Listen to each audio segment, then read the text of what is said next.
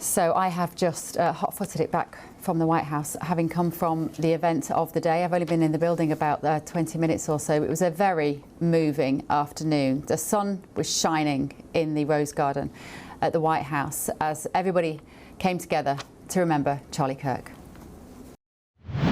For living his faith and relentlessly fighting for a better and stronger America. He loved this country. And that's why this afternoon it's my privilege to posthumously award Charles James Kirk, our nation's highest civilian honor, the Presidential Medal of Freedom. Thank you. Of course, Donald Trump spoke for at least half an hour or so about the American conservative activist said to have helped Donald Trump win the election. This posthumous honour is the highest honour that you can give to a civilian. It's of course nearly a month since he was gunned down on what would have been his 32nd birthday today, and the honour is to recognise those who have an especially meritorious contribution to the security or national interests of the United States or world peace, or cultural or other significant public or private endeavours. It was an emotional ceremony where his wife Erica, of course, stood and spoke to the... I'll share with you that I asked our daughter what she would like to say to Daddy for his birthday. Excuse me.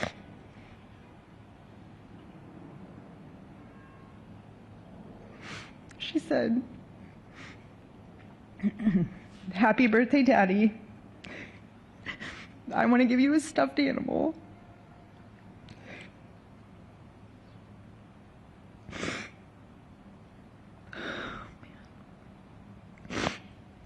I want you to eat a cupcake with ice cream, and I want you to go have a birthday surprise. I love you," is what she said. I think it was a very different Erica Kirk, actually, to the one that we saw at that huge stadium event not long after Charlie's death. I felt that she was more broken today. It's almost like the shock of what she's been through had worn off.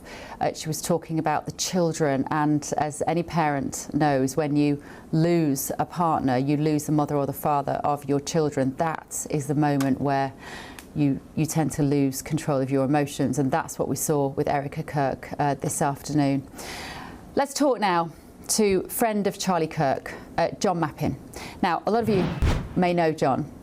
Good evening, John. A lot of you will recognise John from GB News. Now, John is the owner of Camelot Castle down in Cornwall. Camelot Castle became famous on GB News because John was one of the people who refused to fill his hotel with illegal immigrants when the government offered him a huge amount of money to do so. But John, in a very small world coincidence, you were also very good friends of Charlie Kirk, and you've spoken to me exclusively today about the role that Charlie played, bizarrely, in achieving peace in the Middle East. So tell me about that incident, John, and how did your friendship begin in the first place? Well, Irina and I, my wife and I, were introduced to Charlie Kirk in about 2018, I think in the summer of 2018, and our friend thought that we should meet because we found what Charlie was doing very, very exciting, and we ended up introducing Charlie to the UK, and we had set up a tour for him for the UK, but he had it so well organized that we ended up actually not being in England, and when he came over to the UK, and we had a telephone call from him to say, John, I really, really want you to meet Erica, and we would love for you to come to Jerusalem with us. And I'd not been to Jerusalem before, and so we arrived in late March in Jerusalem. And it was just at the point where a lot of the negotiations in relation to the Abraham Accords were sort of mid-process. And this extraordinary tale began actually at the King David Hotel. I think it was on the evening of the 16th of March, as I recall. And we were sitting down and we were brainstorming all the various different ways that peace in the Middle East could be achieved, and discussing the various things that were possible or not possible, what might work, what might not work. And it was interesting today that Erica, if you remember, Beverly, said that Charlie has this ability, or had this ability, to think out of the box. And as we were discussing what was occurring, the issue of the sovereignty of the Golan Heights came up. And the Golan Heights is an area of land that has been, or had been, disputed for, I think, 80 years between the various different parties in the Middle East. And it was something that we knew was a complete impasse. And at some point in the conversation, Charlie just sort of, in a way that was completely out of the box, he said, well, why don't we just announce the sovereignty of the Golan Heights? And it was always a sort of a moment of everybody around the table, Erica, myself, Irina, my son Caspian was there. He was a little young to contribute to the conversation, but everybody just heard this. We thought, my God, that's it. He said, you're never going to believe this. I am flying to the Golan Heights tomorrow with an officer from the IDF. And he said, I tell you what I'm going to do. I'm going to discuss it. And the next day he flew to the Golan Heights, and he then called Jared Kushner, who was working at that time as part of the Trump administration. And he said, Jared, listen, I'm at the Golan Heights. What if we just announce that the Golan Heights are sovereign?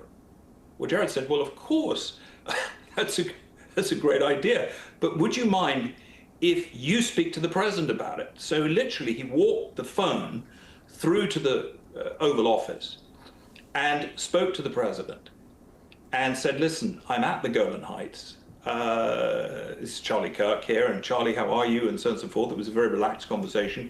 I'm at the Golan Heights. We should just take that piece off the table. Let's just announce the sovereignty of the Golan Heights. And the president apparently said, well, I'll think about it. Anyway, Charlie flew back from the Golan Heights, and that night we discussed it over dinner. He said, well, I think the idea was received favorably, and we were very excited.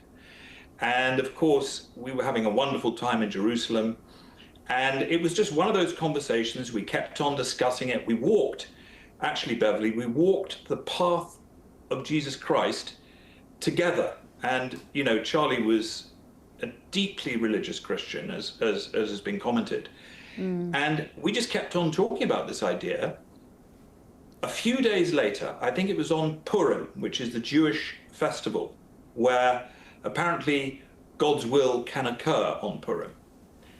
And all of a sudden, this tweet comes out from the White House that the Golan Heights is now sovereign. And the surprise... So it's no exaggeration. So, yeah, go on, John. Sorry, carry on. I was just going to say, so it's no exaggeration to say that this was 2019, but we wouldn't have got to the position we're in now had the Golan Heights still been a point of contention between Syria, right. Jordan, Israel, Lebanon. That you're absolutely right, because this was the one issue that they would have gone into a negotiation room and they would have just argued about the Golan Heights. And it was just Charlie's way of thinking, because he just constantly, he was all about the possibility of what could work. How could we get peace in the Middle East? What if we try this? What if we try that? What if we... And this was his genius. And can I just ask you, John, because I'm sorry to interrupt you, but I know you've got so much to say on this, but I just want to challenge this idea that Charlie Kirk was just somebody that went to universities and spoke to young people about conservative Christian ideologies. He was obviously doing a lot more behind the scenes. How much do you think the president misses him in that role? I am certain that the president misses him tremendously, because they used each other as sounding boards.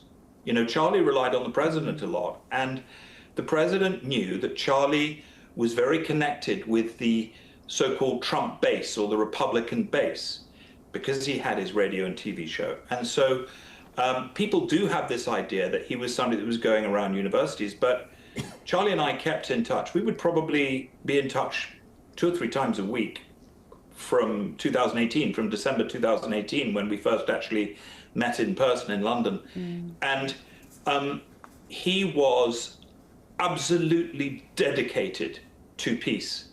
He wanted peace in the Middle East. He wanted peace in Ukraine. And actually, during the first administration, Charlie was extremely influential geopolitically. And there are a number of engagements, military engagements, that did not happen. So we've not heard about these conflicts, simply because Charlie was constantly pushing for peace. And actually, if you were to analyze his tweets, of course, he made thousands of tweets, but as somebody that has probably read most of them, his favorite scripture, funnily enough, was, "Blessed are the peacemakers, for they shall be the children of God." And, you know, he worked day and night for peace in Ukraine. He saw that conflict as something that need not have happened in the first instant. And he made sure that people around him understood the sources of these conflicts. And he was, to my mind, far more of a geopolitical player. Funnily enough, in the last 3 years, Turning Point had been running extremely well, you know, and Turning Point has a superb team of executives. You know, he had Mikey McCoy there, you know, various different, very, very able executives that now have taken Turning Point on. Charlie was focused, number one, on making sure that President Trump got reelected at the last general election, in the presidential election in America. But number two, he worked for world peace. And in that capacity, I genuinely believe that the administration is looking at an extraordinary vacuum of love and care in that area. And of course, there are, you know, many other great people that would like to see peace occur, but he knew all the facts. You know, Charlie was encyclopedic in his knowledge. He would have been thrilled, John, I imagine, to have seen peace in the Middle East having been achieved, and I think he would have been absolutely delighted by the scenes at the White House today, to see so many people that he loved and who loved him and respected him. The whole cabinet were there today, the Trump cabinet, and so many legends from broadcasting. We saw Tucker Carlson there, and the guy from Fox News, what's his name? I can't remember. Bill O'Reilly was there as well. My panel are filling me in. And, you know, some real legends from the world of broadcasting, particularly here in America, not necessarily that familiar to British audience. But John, thank you so much for sharing those memories. I really appreciate it. And it's, I think it's incredibly illuminating to see what was going on behind the scenes. John Mappin there from Camelot Castle down in Tintagel. Thanks, John. Right, my panel are with me, helping me out there, Stephen Kent and Democrat strategist Mally Smith. So those broadcasters who were there today, we saw the pictures of them there. Tucker Carlson, ex-Fox News, incredibly, arguably one of the most successful broadcasters in the world, independent journalist. Yep. Who's the guy from Fox News? Bill O'Reilly. He was Tucker Carlson before Tucker Carlson. When Mally and I were growing up, Bill O'Reilly was the king of Fox News. And who's the guy who's on Fox News now? That was his lackey, Jesse Waters. Jesse Waters, that's the name I'm looking for. So, no, Jesse Waters carried his water. He was his comedian who would come on and just do gag segments, and now he runs the show. And Benny Johnson we're looking at there. Yeah, of course. Star-studded event. Yeah, it was a star-studded event. And you know, I mean, there's Tucker Carlson. So this guy on the left is the one you're talking about. That's, of course, yes. Bill O'Reilly. Yeah, and Jesse Waters there, that's the back of his head. So, but the point is that they were, why were they there, Mally? Why did Charlie have such good connections with those sorts of phenomenally influential broadcasters? Well, I think they respected him as a communicator. He not only was able to reach Americans in this country, but he was able to reach folks worldwide. I disagreed with his politics, but there's no arguing his ability to connect with young people. And as folks who are on that side are conservative, I'm sure they respected his ability to communicate their values, especially to young folks when they felt like, especially in the Obama years, that they were losing young people culturally and politically. Yeah, I think just remembering that, young conservative influencers like Charlie Kirk, they cut their teeth on places like Fox News and on broadcast and Newsmax and OAN. I mean, he is a known quantity to all these men, and they probably knew him when he was a kid. Charlie Kirk was getting started when he was a late teenager with this movement that he built that changed the country in so many dramatic ways. I thought, as I said just at the top there, I thought Erica Kirk was very different today. It was a very intimate setting in the Rose Garden there. It's the area that President Trump has renovated. He's made it look very beautiful, like he has all sorts of areas of the White House. And she was clearly upset. There was less of the anger, when she spoke in the stadium just after Charlie's death, and she said that man, and her eyes went to the heavens. She was much more frail today. I thought much more vulnerable. It was, like I say, it's a very intimate setting. People who she knows, almost all of them there. Grief moves in waves. There's just these times where you're remarkably strong and you don't even know where your strength is coming from, and like, how am I acting together today? Yeah. And then there are days like this where I think like you said, the anger and the indignation and even the shock of it has faded, and you come to a couple weeks later and you go, what on earth is happening? There was just one interesting moment, I don't know whether it's been picked up on by the media, is that when President Trump spoke before Erica, he spoke for at least half an hour. He talks about politics as well, like he does. He talked about the successes of the Republican Party. And he also talked about Charlie in a little bit, and he said, I've heard that, Charlie was very forgiving of his enemies, and, I'm not sure that's true. That's not the Charlie Kirk that I knew. And sort of jokes, because there was, of course, that line in the stadium where she was talking about forgiveness, where Erica was talking about forgiveness. And when Erica came on the stage as well, behind the lectern, and she said, Charlie, and she sort of looked at the prayer, said, Charlie did pray for his adversaries, she and he was. The Trump kind of went, no, he didn't, and she went, yes, he did. Well, I saw it. She really pushed back on that. It was interesting. There was something. There's a metal about her. There was a steel that just bubbled to the surface and came out. Well, I think that Trump was trying to push back a little bit because he got a lot of criticism after you have a widow there who's able to forgive her assassin, but then Trump basically, at the same event, castigating his enemies. But I do think what she said about Charlie Kirk praying for his enemies and praying for folks he disagreed with, I'm sure that's true because he both was very religious and was a political being. And, Christianity teaches us to forgive and to have compassion. And politics teaches us that we need to win the next election, and those things can be in contention. Yeah. Sometimes we know different versions of people, and there's no doubt Charlie Kirk was in the Oval Office talking shop with J.D. Vance and Trump on how to win and defeat their opponents, but his wife knows a different side of him. Yeah. Right, let me know your thoughts this evening. gbnews.com/your say.